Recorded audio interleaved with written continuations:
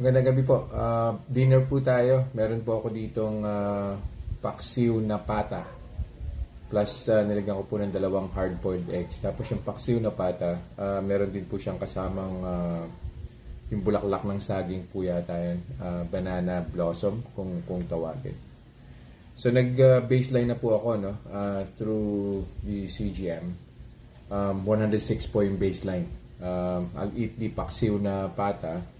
Tapos after 2 hours, i-check po ulit natin sa CGM and tingnan po natin kung ano po yung gagawin netong paksiw na pata sa blood sugar ko po.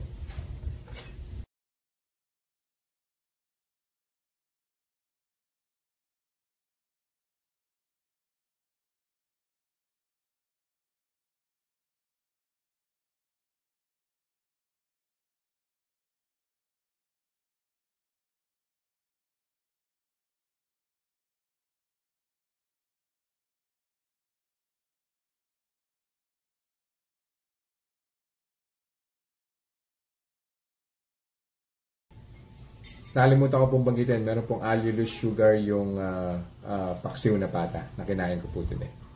Naka 2 hours na po since I ate the paksiw na pata. No? So, 106 po yung baseline before I ate it. Now, second hour, 116 po. So, gumalaw po siya. Sobrang flat naman po nung sa CGM, no?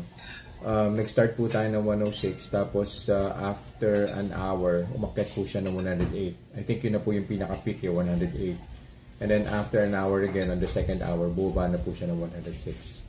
So, ganun lang po ka-flat yung na naka-register na blood sugar spike dun po sa CGM.